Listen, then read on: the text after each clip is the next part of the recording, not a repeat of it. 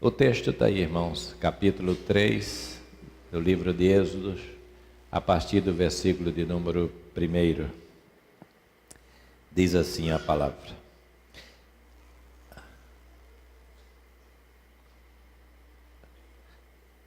Apacentava Moisés o rebanho de Jetro, seu sogro, sacerdote de Midian, e levando o rebanho para o lado ocidental do deserto, chegou ao monte de Deus, a Horebe. Apareceu-lhe o anjo do Senhor numa chama de fogo, no meio de uma sarça. Moisés olhou, e eis que a sarça ardia no fogo, e a sarça não se consumia. Então disse consigo mesmo: irei para lá e verei essa grande maravilha, porque a sarça não se queima. Vendo o Senhor que ele se voltava para ver, Deus, no meio da sarça, o chamou e disse: Moisés, Moisés. Ele respondeu: eis-me aqui. Deus continuou: não te chegues para cá, tira as sandálias dos pés, porque o lugar em que estás é terra santa. Disse mais: eu sou o Deus de teu pai, o Deus de Abraão, o Deus de Isaque e o Deus de Jacó. Moisés se escondeu o rosto porque temeu olhar para Deus.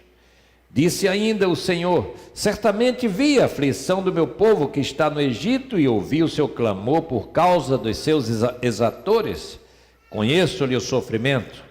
Por isso desci a fim de livrá-lo da mão dos egípcios, e para fazê-lo subir daquela terra a uma terra boa e ampla, terra que mana leite e mel, o lugar do cananeu, do Eteu, do Amorreu, do Ferezeu, do Eveu e do Jebuseu. Pois o clamor dos filhos de Israel chegou até mim, e também vejo a opressão com que os egípcios os estão oprimindo. Vem agora, e eu te enviarei a Faraó para que tires o meu povo, os filhos de Israel, do Egito. Então disse Moisés a Deus: quem sou eu para ir a Faraó e tirar do Egito os filhos de Israel? Deus lhe respondeu: eu serei contigo, e este será o sinal de que eu te enviei.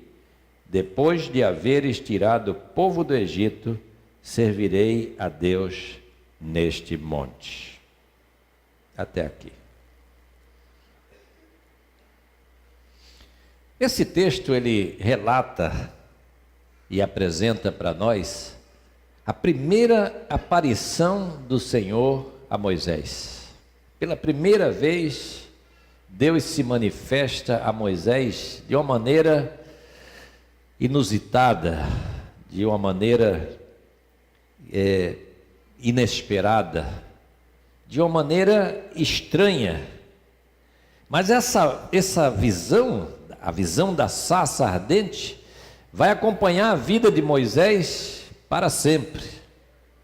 É uma experiência única, é uma experiência que marca a vida desse homem, como esse encontro com Cristo, o encontro com Deus pela primeira vez, marca a nossa vida. A gente tem um encontro com Deus e quando isso acontece, a gente não esquece daquele dia que houve uma transformação, uma mudança, aquele dia que Deus tocou na nossa mente, tocou o nosso coração, e aí as coisas mudaram, os valores se inverteram, e aí nós passamos a pensar de uma forma diferente, passamos a ter uma outra visão, uma outra experiência de Deus, e é isso que aconteceu com Moisés, ali no Monte Horebe. É isso que aconteceu com esse homem. E veja que ele fica de uma maneira assim, sem entender o que está acontecendo, sem entender que ele estava sendo eleito, escolhido por Deus para uma grande missão. A pergunta dele: quem sou eu para uma coisa dessas? Essa pergunta que ele vai fazer mais tarde reflete, não é, a dimensão, a forma como ele se enxerga diante dessa grandiosidade. E depois aquele homem que vai ficar colocando desculpas diante dessa vocação, diante desse chamado. Ele vai se desculpar. Isso nos faz lembrar a experiência do chamado de tantos profetas depois de Moisés, homens que também tiveram uma experiência de serem chamados por Deus para uma missão, mas que colocaram obstáculos, a exemplo de Isaías, a exemplo de Jeremias, a exemplo de Amós, homens que questionaram esse chamado, que questionaram essa escolha, mas a quem Deus escolheu, a quem Deus elegeu, a quem Deus chamou, não cabe essa negativa, essa rejeição, porque Ele chama, Ele escolhe, Ele equipa, Ele prepara e Ele envia. Ele faz toda a obra, não só chama, mas chama e prepara, e depois faz o envio. E aqui Moisés é apresentado nesse texto como um pastor de ovelhas. Ovelhas e cabras eram os rebanhos daquela época, os rebanhos de seu sogro, os rebanhos de Jetro. Embora ele tivesse sido criado, como a gente sabe a história dele nos capítulos anteriores, embora ele tivesse sido criado na corte egípcia, com toda a riqueza, com tudo aquilo que uma pessoa pode querer para a sua vida, mas agora nós encontramos Moisés vivendo outra realidade, vivendo uma realidade completamente diferente, fazendo algo que não visa mais o seu próprio benefício, mas agora trabalhando para alguém, trabalhando para o seu sogro, trabalhando para outra pessoa que possuía aquele rebanho e do qual ele estava a cuidar. O texto diz que ele se encontra em Midian, no deserto de Midian, uma região inóspita, uma região árida, uma região que se estende desde a península do Sinai e vai até o Monte Arabá, ao sul do Mar Morto. Numa grande região, mas uma região de pouca água, uma região que para criar esses rebanhos era preciso estar peregrinando, era preciso estar procurando os lugares, não só do pasto, mas também aonde pudesse encontrar água. E é aqui nesse lugar que o texto identifica o Horebe como o monte de Deus, o lugar aonde Deus estava. E ali, nesse lugar, ele tem essa visão maravilhosa dessa sarça que arde, e mais tarde nesse lugar, é ali também que Deus vai entregar a Moisés as tábuas da lei. Nesse lugar seco e nesse lugar desértico. E foi ali que Deus escolheu se apresentar a esse homem. A identificação do lugar do Horebe, do monte de Deus, ele mostra que aquilo não é mais o Egito, não é mais aquela região aonde ele estava e onde os seus antepassados estiveram, mas também ainda não é a terra prometida, ainda não é Canaã, ainda não é aquele lugar para onde Deus quer chamar e separar o seu povo para que se dirija para lá. É um deserto, ou seja, é um entre caminhos, é um lugar que está ali no meio, a meio caminho entre esses dois lugares, o lugar onde se sai, ao lugar onde se habita, mas que é preciso sair, é preciso deixar, e um lugar aonde Deus quer encaminhar as pessoas. É nesse meio termo, é nesse lugar ermo, desértico, árido, que Deus se apresenta a Moisés, dizendo também que para sair de onde nós estamos, da nossa vida, do nosso comodismo, é preciso a gente atravessar, é preciso a gente se mudar, é preciso a gente sair da situação em que nós nos encontramos para ir para esse lugar de Deus, esse lugar aonde Deus vai mostrar. no deserto e nesses lugares áridos é onde o caráter das pessoas são forjados, no meio das dificuldades, das lides da vida, é onde Deus forja o nosso caráter, é onde Deus nos equipa, é onde Deus nos prepara. Em meio a todas essas dificuldades, é ali que Deus fala ao coração do homem. E o texto diz assim: apareceu-lhe o anjo do Senhor, a partir do versículo 2. O anjo do Senhor apareceu-lhe. E esse anjo do Senhor é uma expressão, não era um anjo, como um dos anjos de Deus, ou daqueles anjos que estão ao redor do templo. Esse anjo é o próprio Javé, é o próprio Senhor, é o próprio Deus que se apresenta a Moisés. Daí que, para distinguir de qualquer outro anjo, as nossas Bíblias, na tradução portuguesa, ela coloca esse anjo aqui com a letra maiúscula, para dizer assim, não é um anjo qualquer, mas é o Senhor, Yahvé.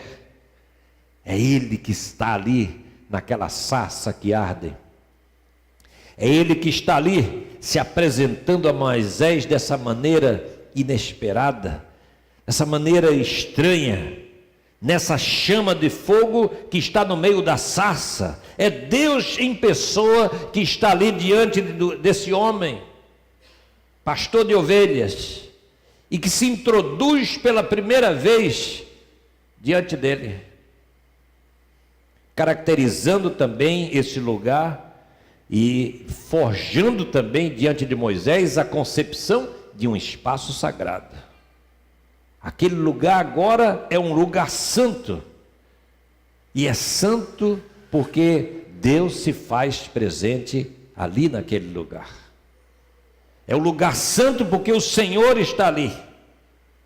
E Moisés olha e ele vê aquela sarça queimando, mas ao mesmo tempo não queima, brilha, mas ela não queima. O lugar da presença de Deus, o lugar onde o Santo de Israel se faz presente. A curiosidade de Moisés o leva a admirar aquela maravilha. Ele fica maravilhado com aquela cena. Ele não sabia com que ele estava lidando, ele não sabia o que estava diante dele, ele não sabia como nomear aquele quadro, aquela visão. Era algo novo, era algo sobrenatural, era algo sagrado, era algo estranho. Ele está admirado daquilo. E Deus diz assim: Moisés, tira as sandálias dos teus pés, porque o lugar em que tu estás é um lugar santo, é um espaço sagrado, é o lugar onde Deus faz a sua casa naquele momento. É o lugar onde Deus está. Você agora está na presença do Eterno. Você está na presença de Deus. Estava diante daquele ao qual não se pode nomear. Ou não sabemos como nomear. Ou não sabemos como dizer o seu nome. Ou não sabemos como vamos dizer e aparentar como é que Ele é. Nomear Deus foi a grande dificuldade desses homens profetas, desses homens de Deus, desde Abraão, de Isaac e de Jacó, desde os profetas que vieram depois dele. Na história da igreja, como nomear Deus? Como falar de Deus? Como falar do Eterno? Os monges medievais criaram uma teologia que nós chamamos de teologia apofática. Um nome estranho, difícil, mas é assim mesmo. A teologia apofática é a teologia da igreja na Idade Média, porque aqueles homens que viviam em mosteiros, eles disseram assim: como vamos falar dele?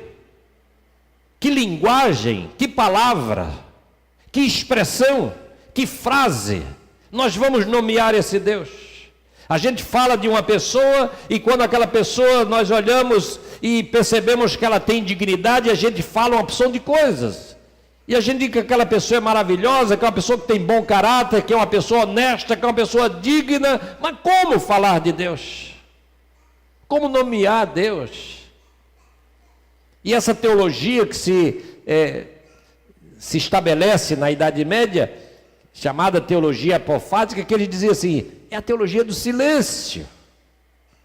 Diante do eterno, diante de Deus, diante daquele que a gente nos faltam palavras para expressar a grandiosidade, a maravilha de quem é esse Deus, esses antigos diziam assim, é melhor não dizer nada. É melhor ficar em silêncio.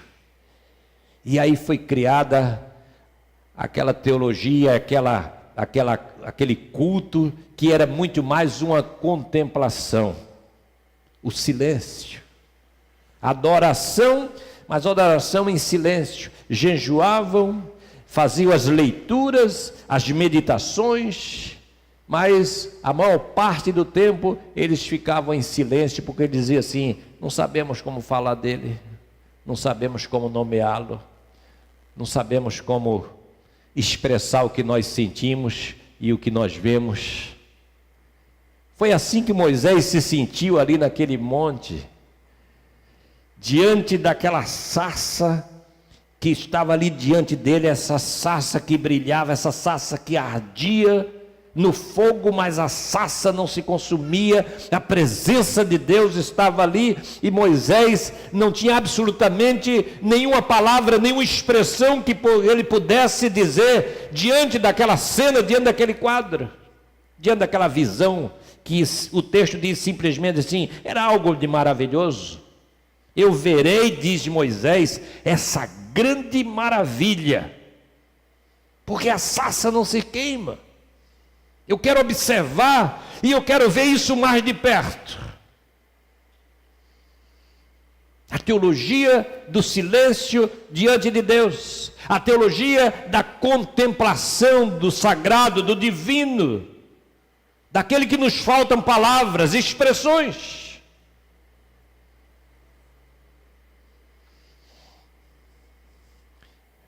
Nós cristãos, nós igrejas, pastores, às vezes a gente diz assim, vamos falar de Deus. Isso, às vezes pode ser até um abuso nosso, por dizer, como nós vamos falar de Deus? Para falar de Deus, Ele próprio tem que nos dar as palavras. Ele tem que falar o nosso coração.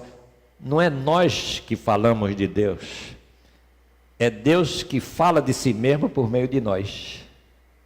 Paulo diz assim em 1 Coríntios capítulo 12, ninguém pode dizer assim, Senhor Jesus, se não for pelo Espírito Santo. Até para a gente dizer Senhor Jesus, a gente diz com auxílio do Espírito Santo. É o Espírito Santo que nos ensina, é o Espírito Santo que diz, olha, fala assim, é o Espírito Santo que nos vai auxiliando. Sem o Espírito Santo não tem palavra, não tem mensagem, não tem igreja, não tem nada. Porque a gente não saberia dizer nada. A gente não tem palavras. A gente fala entre nós e a gente expressa as coisas que são do nosso cotidiano, do nosso dia a dia, mas diante do eterno, diante de Deus, diante desse que se apresenta dessa maneira, que palavras humanas nós vamos usar? Que expressão? Isso é uma maravilha. Isso é algo para fazer a gente dizer assim, ó Deus, eu vou falar, eu vou tentar dizer alguma coisa, mas tem misericórdia de mim, porque se não for pela tua graça e não for pela atuação do teu Espírito, não vai sair nada, porque de mim mesmo, de nós mesmos, a gente não sabe dizer nada. Daí os antigos disseram, é melhor não dizer nada, é melhor contemplar, é melhor o silêncio. Teve até um filósofo neoplatônico chamado Plotino, que ele disse assim, a gente só comunica-se com o sagrado pelo êxtase. E aí ele criou a teoria do êxtase. quer entrar em contato com Deus, quer entrar em contato com o divino, quer entrar em contato com esse Deus que é eterno, só pelo êxtase. E o êxtase é você sair de si mesmo, e o êxtase é você se elevar, e o êxtase é você se colocar diante daquele que está acima de todas as coisas, e deixar que essa experiência, que a gente pode chamar de uma experiência mística, ela nos tome, ela nos assuma, ela nos domine. Moisés se chega a Javé, e Javé fala com ele, e o Senhor fala com ele, e a voz que vem do meio da sarça que arde, é a voz de Deus, do Deus que se manifesta pelo fogo. É uma teofania, e é uma teofania ígnea, ou seja, uma teofania pelo fogo, pela manifestação pelo fogo. Deus se apresenta a Moisés dessa forma, algo tão maravilhoso que nos falta palavras, não somos capazes de descrever essa cena. Se perguntasse depois a Moisés: Moisés, como foi aquilo lá? E ele: não sei, eu só sei que a sarça ardia, e eu não posso explicar aquilo, eu não tenho palavras para falar daquilo, mas eu sei que Deus estava ali. E ele me fez entender que aquele lugar é um lugar santo. Esse Moisés que é chamado dessa maneira, desafiado dessa maneira, porque é assim que Deus nos chama, mas isso não significa que ele estava aberto a isso tudo. Moisés é o homem das objeções. Assim como às vezes nós somos as pessoas das objeções diante de Deus. Deus vai chamar Moisés e vai desafiá-lo, e aí nós vamos encontrar as objeções de Moisés aí, ó. Um monte de objeções. Deus diz assim, para ele ir, e ele diz assim: eu não tenho autoridade para ir para lugar nenhum. E Deus vai tendo paciência e dizendo: Moisés, eu serei contigo. Aí ele diz: quem és tu? Eu não sei quem és tu. E Deus diz: Moisés, eu sou o eterno, eu sou aquele que é. Eu sou aquele que está aí sempre. Eu não sou uma criatura, mas essa expressão, eu sou aquele que é, ele está dizendo assim: olha, eu sou o eterno. Quem está falando contigo, Moisés, é o eterno. Aí Moisés ainda resiste, Moisés vai dizer: não vão acreditar em mim, não vão crer nada disso que eu estou dizendo. E aí Deus diz para ele: Moisés, eu vou te dar sinais, eu vou te dar sinais, você não está só, eu estou te mandando. Não vão acreditar em você, mas vão acreditar pelos sinais que vão se manifestar. E aí Moisés ainda resiste e diz assim: mas eu não sei falar. E Deus diz assim para ele: eu vou colocar as palavras na tua boca. E aí Moisés, quase sem opção, aí Moisés diz: envia outro. E Deus, na sua infinita paciência, porque Deus é paciente, para aguentar a gente, Deus tem que ser paciente. Para aguentar os nossos nãos, para aguentar a nossa negação, para aguentar a gente não quero, não vou, Deus vai tendo paciência. Mas Deus diz para Moisés: Moisés, Arão vai te ajudar, rapaz. Eu vou colocar uma pessoa com você. Alguém vai contigo. Tem umas bíblias que aparecem assim, né? O nome de Arão não é assim, Arão, é 2A, né? Arão. Algumas bíblias ainda trazem assim, Arão. Porque Moisés disse que não sabia falar, que Moisés era meio gago. E aí ele falava Arão. Mas aí depois as traduções ajeitaram isso. Todo tipo de desculpa, todo tipo de negativa, Moisés é um bocado parecido com a gente. Ou nós somos parecidos com Moisés? Porque Deus nunca chama ninguém assim para, olha, vou te chamar, você é cristão, você vai ficar aí. Não, vai ficar aí não. Eu tenho uma missão para você. Deus sempre tem uma missão para nós. Tem uma missão para mim, tem uma missão para você. Mas às vezes a gente se desculpa em cima de tantas questões. Moisés tinha 5 objeções, às vezes a gente tem 6, 7, 10 objeções. Deus diz a Moisés, olha, Moisés, eu sou o Deus de Abraão, de Isaque e de Jacó.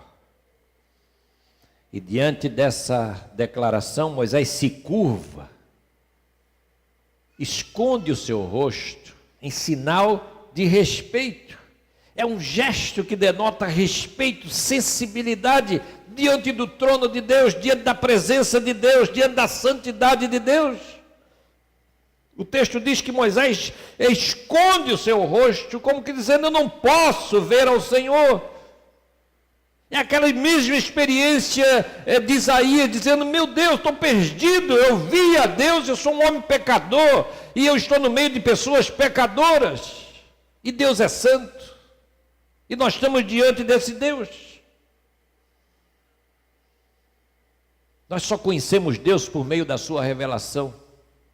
Conhecemos Deus porque Ele se revela a nós, porque Ele vem até nós, porque Ele se apresenta a nós. E quando Ele se apresenta a nós, é porque Ele quer nos dizer alguma coisa e nos fazer assumir uma função. 3 coisas que esse texto nos mostra aqui de uma maneira muito rapidamente. O Deus de Moisés do Monte Horebe é o Deus que vê a nossa aflição.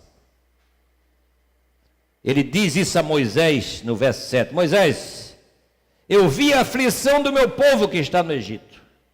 Eu ouvi o seu clamor por causa dos seus exatores, seus capatazes. Eu conheço o sofrimento dessa gente. Esse é o Deus que nós servimos, irmãos. Seja qual for a dificuldade, o problema, a angústia, o sofrimento, às vezes a gente diz assim, meu sofrimento é muito grande, e só Deus pode medir isso, e só Ele pode avaliar esse sofrimento, essa dificuldade pelo qual cada um passa. Mas saiba de uma coisa, que Deus está dizendo a Moisés e está dizendo a nós, eu conheço seu sofrimento, eu sei o que você está passando, eu vi o clamor do meu povo, eu vi a aflição dessa gente. O Deus que nós servimos é um Deus que está atento a todas essas coisas. Nada passa sem que a visão de Deus esteja ali, Ele esteja vendo, Ele esteja contemplando, e Ele é o Deus que vê e Ele toma providências. Não é assim que é o Deus que contempla. O Deus que nós servimos não é um Deus do deísmo, que fez o mundo, criou o mundo, que de fato é aquele que fez toda a criação, mas fez as leis, é assim que os deístas diziam no século XVII. Aí ele fez as leis e disse, olha, esse mundo que ele rola aí, está tudo aí, está tudo, o mecanismo está funcionando, está com óleo, é só botar para girar, e esse mundo está girando, e ele vai funcionar. Vai funcionar mediante as leis. Para o deísmo, então, não tem milagre, não tem nada. O que tem que acontecer é o que vai acontecer. As coisas são como devem ser. Não tem intervenção divina. Deus não intervém. Isso era o deísmo. Mas nós não somos deístas. Nós somos aqueles que creem num Deus que intervém. A igreja de Cristo é a igreja que crê num Deus que se faz presente, num Deus que vê a situação que nós nos encontramos, e Ele vem em nosso encontro. Ele ouve as orações que o crente faz, que a igreja faz, que o povo faz, E no tempo de Deus é assim, no kairós de Deus, Ele vai intervir. E não adianta se o que tem pela frente como inimigo é um homem tão forte como um faraó. Quem era o faraó? O homem mais poderoso na terra do seu tempo. Mas não adianta. Faraós. Não adianta homens poderosos. Não há homens poderosos diante de Deus. Diante de Deus só tem homens. Homens genéricos, homens e mulheres. E quando Ele quer levantar, Ele levanta. E quando Ele diz assim, chega, porque se mal já dura demais, aquilo vai ser destruído. Esse é o Deus que nós servimos. Ele vê a nossa aflição. Ele sabe de todas as coisas. E Ele vem ao nosso encontro. Segundo lugar, o Deus que vê e o Deus que chama é o Deus que prepara. É o Deus que vai dizer assim a Moisés, olha, Moisés, eu quero preparar você, vem agora. Versículo 10. Vem agora. E vem agora para quê? Porque eu vou te enviar. Há algo que precisa ser feito.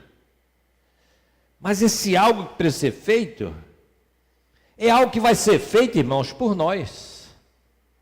Deus nos usa para fazer alguma coisa desse mundo. Tem um grupo de pastores aí que eu faço parte porque o pessoal me coloca. Aí eu tiro, o pessoal me joga dentro de novo. Esse negócio de grupo, sabe como é que é isso, né? Aí eu saio fora do grupo, porque eu não tenho paciência para essa coisa de grupo. E aí o pessoal começa a falar da situação. Está assim, está assado, o país está passando por isso, por aquilo. Aí começa aquelas espiritualizações. Vamos levantar um clamor. Vamos sei para onde subir no monte e orar e não sei o quê. Digo, mas e as ações concretas? E as coisas que têm que ser feitas? Diante daquilo que nós vimos que está errado. Diante daquilo que precisa ser mudado. Nós estamos aí falando tanto, e esse ano é um ano importante, um ano eleitoral, um ano de tantas coisas. Vamos orar para Deus mudar? Vamos orar para Deus mudar, mas vamos orar para Deus nos usar para a gente fazer a diferença. Para a gente ir lá naquele dia lá, sei lá, primeiro domingo de outubro, e votar certo.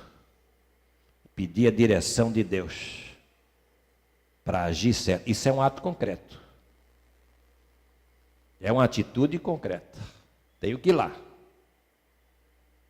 e dar meu voto.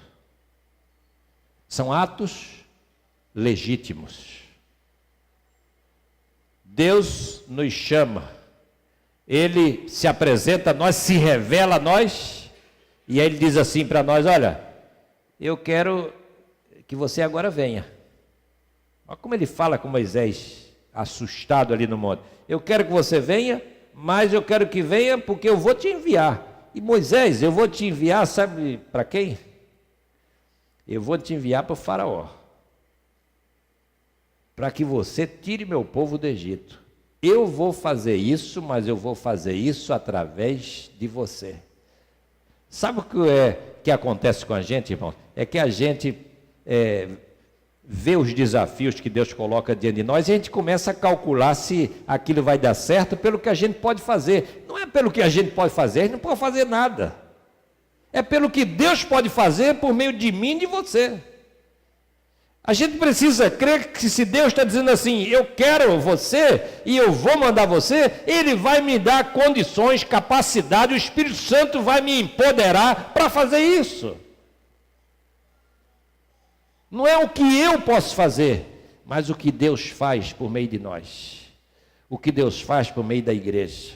Então quando Deus diz assim, vem cá Moisés, vem cá João, vem cá Pedro, vem cá Dona Maria, venha cá. O que, Senhor? Eu quero te enviar. Eu tenho uma missão para você. A missão do ponto de vista humano é impossível. Sabe aquele filme da Missão Impossível? Que não é impossível, né? Que ele sempre consegue fazer as coisas no filme. No final dá tudo certo. Então não é missão impossível. Agora essa aqui é impossível mesmo. Entende? Para nós é impossível. O impossível aos homens, é assim que Lucas diz, é possível para Deus. Amém, irmãos? O impossível para nós é possível para Deus. Vamos dizer isso? O impossível para nós é possível para Deus. E terceiro, para a gente finalizar. Diante do susto de Moisés, versículo 11 e versículo 12, Deus diz assim no versículo 12, Moisés, para de reclamar, eu serei contigo. Você não está só. Eu não estou te mandando e diz assim, ó, resolve lá. Não é assim que Deus faz. Deus não joga a gente nas situações e diz, te vira. Isso não é Deus. Deus é o Deus que nos acompanha. É o Deus que está conosco. É o Deus que você vai sair daqui a pouco e você diz assim, Deus ficou lá no templo da igreja. Não, não. Ele vai contigo, Ele está conosco. Ele nos acompanha. Eu serei contigo, Moisés. Moisés, isso devia bastar. Eu vou te enviar, mas a ação é minha. O que tem que fazer sou eu que estou querendo fazer, mas eu serei com você. Eu estou te chamando, eu estou te desafiando, mas eu estou dizendo assim, eu vou com você. Confie no Senhor. Esse é o Deus que nós servimos. É o Deus que está conosco a cada dia, a cada momento da nossa vida. Você tem um Deus, meu amado, que Ele é parceiro. É um Deus que está aí conosco. Ele sabe das suas lutas, das suas aflições. Ele sabe dos seus problemas, dos meus. Ele sabe que eu estou passando. Ele sabe o que você está passando em casa. Ele sabe o que está na tua cabeça. Ele sabe das crises. Ele sabe dos problemas, das dores de cabeça. Ele sabe da crise familiar. Ele sabe do problema com o filho, com a filha. Ele sabe do problema dos cônjuges, do marido, da mulher. Ele sabe das enfermidades que você até nem sabe. Ele sabe do que nós estamos passando.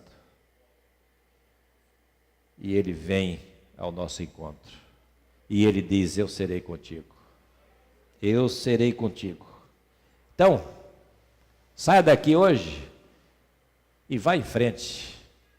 Não desanime. Deus quer fazer de cada um de nós um vencedor. Ele quer fazer de você um vencedor.